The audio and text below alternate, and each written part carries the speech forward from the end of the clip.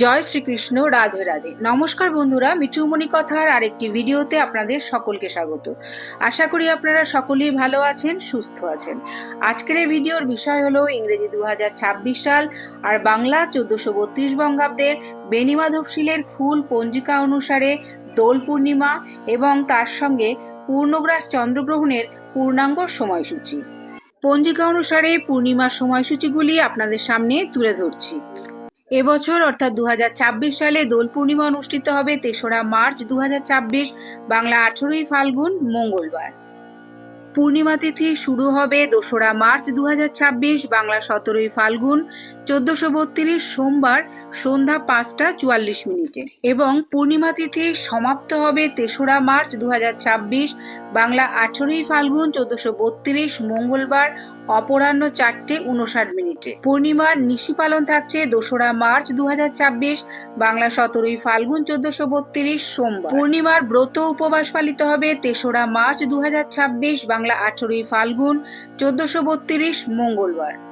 এই দিন সত্যনারায়ণ পূজার সময় থাকছে 2রা মার্চ 2026, বাংলা 17ই ফাল্গুন, 1432 সোমবার প্রদোষে সন্ধ্যা 5টা 44 গতে রাত 7টা 12 মধ্যে। এই দিন গঙ্গা স্নান ও দানের শুভ সময় থাকছে 3রা মার্চ 2026, বাংলা 18ই ফাল্গুন, 1432 মঙ্গলবার সূর্যোদয় থেকে অপরাহ্ন 4টে 59 মধ্যে। চলতি বছর অর্থাৎ 2026 সালে হোলি বা দোল পূর্ণিমা এক বিশেষ মহাজাগতিক পরিস্থিতির সাক্ষী হতে চলেছে।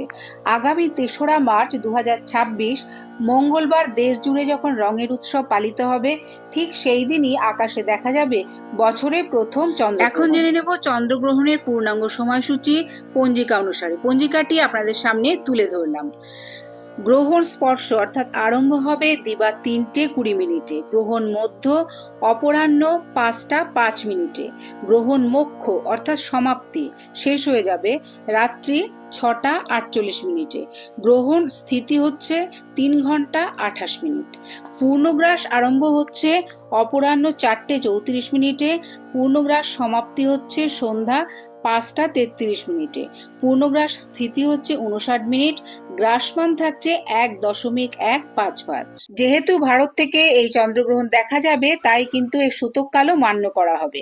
চন্দ্রগ্রহণের সূতককাল গ্রহণ শুরু হওয়ার 9 ঘন্টা আগে থেকে শুরু হয়ে যায়। সাধারণত সূতককালের সময় কোনো শুভ কাজ বা পুজো পাঠ করবেন না, তবে হোলিকা দহন বা দোল উৎসবের আচার অনুষ্ঠানগুলিও কিন্তু গ্রহণের আগে বা পরে সম্পন্ন করতে হবে। এবারে জেনে নেব সূতককালের সময়সূচি। সূতককাল শুরু হবে 3রা মার্চ ভোর 5টা 20 থেকে। এবারে জেনে নেব এই গ্রহণের সময় কি করবেন আর কি করবেন না। গ্রহণের সময় খাবারে বা জলের পাত্রে তুলসী পাতা দিয়ে রাখবেন, যাতে গ্রহণের যে নেতিবাচক বিকিরণ সেটা খাদ্যের উপর প্রভাব না ফেলতে পারে। চন্দ্রগ্রহণের সময় ওং সোমায় নমঃ অথবা মহামৃত্যুঞ্জয় মন্ত্র জপ করা অত্যন্ত ফলদায়ক।